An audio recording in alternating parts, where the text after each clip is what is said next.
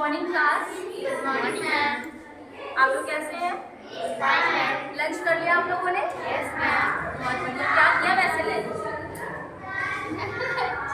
अरे लंच में कुछ तो किया होगा, नहीं बताने की इच्छा। चलिए कोई बात नहीं। खैर, आज हम आप लोगों को कुछ बहुत ही इंटरेस्टिंग टॉपिक पढ़ाएंगे, लेकिन उसको पढ़ने से पहले आप लोगों से हम कुछ प्रश्न पूछेंगे। जिसको उसका उत्तर आएगा वो अपने हैंड रेस करेगा, ठीक है? कोई भी आंसर ग्रुपिंग में नहीं देगा, ठीक है? तो बच्चों ये बताइए कि गांव में रहने वाले लोगों का व्यवसाय क्या होता है? यस बताइए। गांव में रहने वाले लोगों का व्यवसाय खेती होता है और कृषि, यानी मतलब गांव में जो लोग रहते हैं उनका मुख्य व्यवसाय हमारा कृषि होता है। अच्छा, कृषि से क्या मिलता है? बैठ जाइए, सिट डाउन। मैम, वो लोग जो फसल उगाते हैं उन्हें अन्न मिलता है, जैसे लाइक गेहूँ, चावल, गन्ना। Very good. गेहूँ, चावल, ये सारी चीजें हमें कहाँ से मिलती हैं? कृषि द्वारा मिलती हैं। कि कृषि से हमें गेहूँ, चावल, सब्जियां, मतलब ये सारी चीजें प्राप्त होती हैं। तो एक जो कृषक होता है वो इन सारी सब्जियों को कहाँ पर बेचता है? बताइए। बाजार में बेचता है। Very good. कहाँ बेचता है? बाजार। क्योंकि वो उत्पादन ही इसलिए करता है ताकि वो अपनी ये सारी चीजों को बाजार में जाकर के बेच सके। तो छात्रों, आज हम अर्थशास्त्र विषय के अंतर्गत बाजार का विस्तार पूर्वक अध्ययन करेंगे, ठीक है? तो कोई बताएगा कि बाजार क्या होता है? बाजार का अर्थ क्या है? किसी को पता है? कुछ भी बताइए जो आपको आ रहा हो। हाँ बताइए। मैम, बाजार में हम कुछ भी अपने जरूरत का सामान खरीदते हैं। बहुत बढ़िया। बाजार में हम अपनी आवश्यकताओं का सामान खरीदते हैं, ठीक है? साधारण बोलचाल की भाषा में अगर कहें तो बाजार क्या है? बाजार वह स्थान है जहाँ वस्तुओं के क्रेता और विक्रेता एक साथ एकत्रित होते हैं और वस्तुओं का क्रय विक्रय करते हैं। यानी कि एक वह स्थान जहाँ पर क्रेता और विक्रेता, यानी बेचने वाला और खरीदने वाला उपस्थित होता है और वहाँ पर क्या चल रहा होता है? वस्तुओं का क्रय और विक्रय चल रहा होता है। हाँ, वेरी गुड। उसे हम क्या कहते हैं? बाजार। ये तो साधारण बोलचाल की भाषा में हमने कहा कि बाजार है, लेकिन अगर इसे हम अर्थशास्त्र की भाषा में समझे कि बाजार क्या है, तो बाजार अर्थशास्त्र की भाषा में क्या कहलाता है? क्रेता और विक्रेताओं का भौतिक रूप से एक स्थान पर उपस्थित होना अनिवार्य नहीं है। अर्थशास्त्र हमारा कहता है कि एक स्थान पर भौतिक रूप से, यानी कि प्रत्यक्ष रूप से वहां पर उपस्थित होना आवश्यक नहीं होता है। क्या लिखा है? कि वस्तुओं का क्रय विक्रय फैक्स या टेलीफोन द्वारा भी किया जा सकता है। जैसा कि आजकल आप लोग बहुत ज्यादा करते होंगे, ऑनलाइन परचेजिंग करते हैं। तो ये हमारा क्या, ये भी तो हमारी मार्केटिंग ही चल रही है। आपने कोई वस्तु को ऑर्डर किया और वो आपको घर बैठे मिल गई, तो क्या आपको क्रेता और विक्रेता के बीच सीधा संबंध स्थापित हुआ? नहीं हुआ। तो वही अर्थशास्त्र कहता है कि प्रत्यक्ष रूप से क्रेता और विक्रेताओं को एक साथ उपस्थित होने की आवश्यकता नहीं होती है।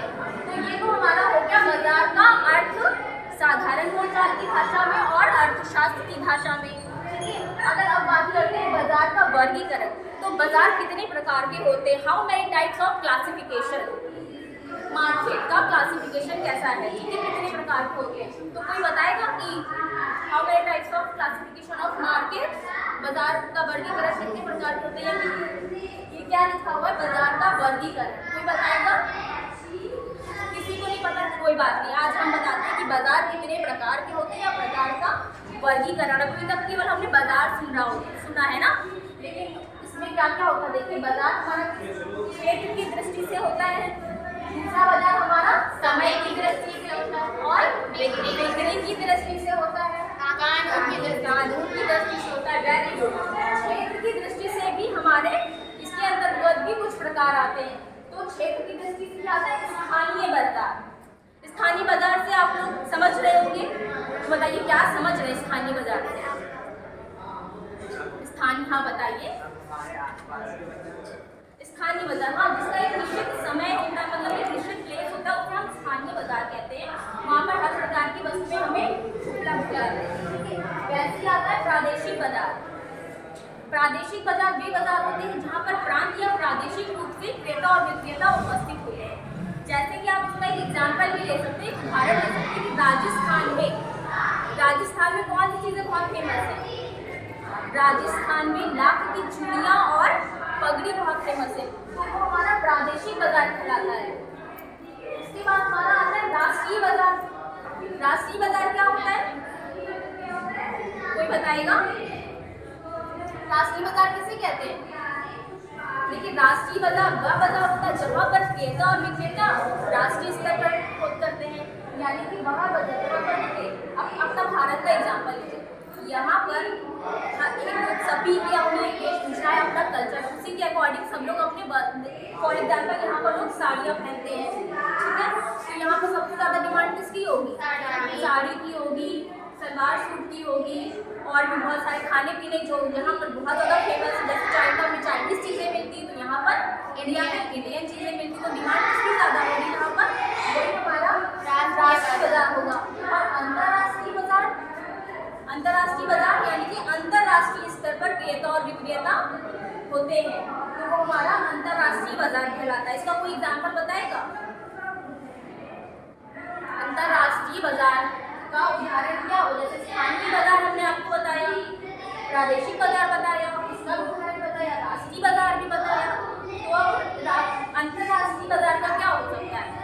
मतलब अंतर्राष्ट्रीय स्तर पर इसके क्रेता और विक्रेता। मैम जैसे कि इंडिया के लोग चाइना जाके भी कुछ सामान खरीद लेते हैं और वहाँ के लोग यहाँ पर भी कुछ सामान खरीद लेते हैं। बहुत बढ़िया, क्लास करें, कितना अच्छा आंसर बताया। तो ये तो हमारा हो गया क्षेत्र की दृष्टि से, मतलब अगर क्षेत्र की दृष्टि से देखें तो स्थानीय बाजार आता है, प्रादेशिक बाजार, राष्ट्रीय बाजार और अंतर्राष्ट्रीय बाजार की। अब बात करते हैं हम समय की दृष्टि से, ठीक है। समय की दृष्टि में दैनिक बाजार, दीर्घकालीन बाजार और अल्पकालीन बाजार। दैनिक बाजार फिर तो समझ ही रहे, रोजमर्रा की बाजार मतलब जो रोज लगती हो। और दीर्घकालीन बाजार मैम जो लंबे समय के बाद लगती हो। वेरी गुड, ये तो आप लोग बहुत अच्छे से समझ रहे हैं। यानी कि जो दैनिक बाजार जो रोज लगती हो, दीर्घकालीन बाजार जो लंबे समय तक लगती हो, और अल्पकालीन बाजार अल्प से क्या समझ रहे हैं? बहुत ही कम समय के लिए जो बाजार होती है वो अल्पकालीन बाजार होती है। अल्पकालीन बाजार में का एक उदाहरण आप लोग देख सकते हैं कि दूध की मंडी, ठीक है। दूध की मंडी कितने समय क्या सुबह से लेकर शाम तक लगी रहती है? नहीं लगी रहती ना। तो वो अल्पकालीन मतलब वो कुछ घंटों के लिए लगी होती है, कुछ समय के लिए। जो जिसने दूध को परचेज किया उसी को मिलेगा, और जो समय में नहीं पहुंचा उसे नहीं मिलेगा। तो ये हमारी क्या हो गई? अल्पकालीन। और दीर्घकालीन यानी कि सब्जी मंडी आप देख लीजिए, अगर जिस दिन सब्जी मंडी लगती है तो उस दिन पूरा दिन मतलब सुबह से लग जाती शाम तक चलती रहती है, ठीक है। तो ये हमारा दीर्घकालीन और दैनिक बाजार को आपको तो नहीं चलती है, ठीक है। तो ये हो गया समय की दृष्टि से, क्षेत्र की दृष्टि से हमने देख लिया।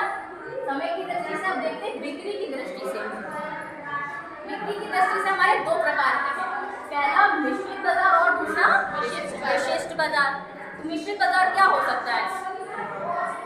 मिश्रित से क्या समझ रहे हैं आप? मैम जहाँ पर सारा सामान मिलता हो, हर तरीके का सामान मिलता हो। बहुत बढ़िया, मिश्रित बाजार इसी बाजार को कहते हैं जहाँ पर हर प्रकार की वस्तुएं मिलती है, इसी को तो मिश्रित बाजार कहेंगे। मिश्रित का क्या अर्थ? मतलब मिला जुला सब। तो मिश्रित बाजार वही कहलाती है जहाँ पर हर प्रकार की वस्तुएं मिलती हैं, ठीक है। इसका यहाँ पर कोई बाजार है ऐसे जहाँ पर मिश्रित बाजार चलती हो? कोई है? आप अमीनाबाद गए हैं? अमीनाबाद में क्या वहाँ पर बुक्स भी मिलती है, खाने पीने का भी सामान मिलता है, वस्तुएं भी मिलती है, हर प्रकार की चीजें मिलती है, स्टेशनरी का सामान मिलता है। तो ये क्या हुआ? मिश्रित बाजार हुआ। और विशिष्ट बाजार, विशिष्ट बाजार से क्या समझते हैं?